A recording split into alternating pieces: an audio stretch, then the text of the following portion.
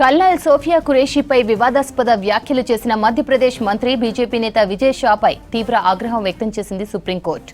Sophia ఖురేషీకి కేవలం క్షమాపణలు చెప్పడాన్ని అంగీకరించలేమని తెలిపింది. మంత్రి వ్యాఖ్యలపై ప్రత్యేక దర్యాప్తు బృందంతో విచారణకు ఆదేశించింది.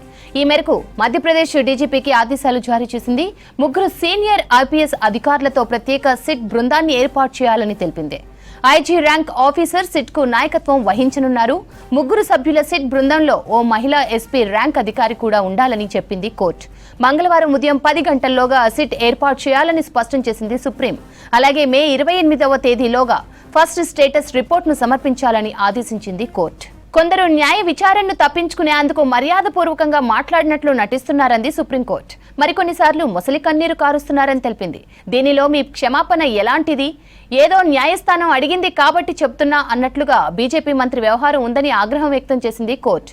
మనస్ఫూర్తిగా క్షమాపణలు చెప్పడాన్ని మీకున్న అభ్యంతరం ఏంటని ప్రశ్నించారు supreme court judge justice Surya Kant.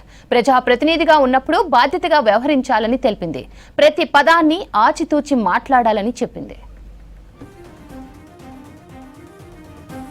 Supreme Court passed a historical order today and constituted the SIT regarding the Bijasa matter. In SIT, 3 IPS label who is directly recruited as IPS. One of the IPS is a senior IPS who is at least who is a IG level. One of the IPS is a woman, and these SIT combination will investigate the matter and submit the report before the Supreme Court before 28th May. Arrest is spent conditional. If they cooperated Bijasa, then arrest cannot be done till 28th May. Supreme Court also observed that this is very unfortunate. This type of apology is not accepted. This is the crocodile tears, and incident was happened in 20 May, and today is 19.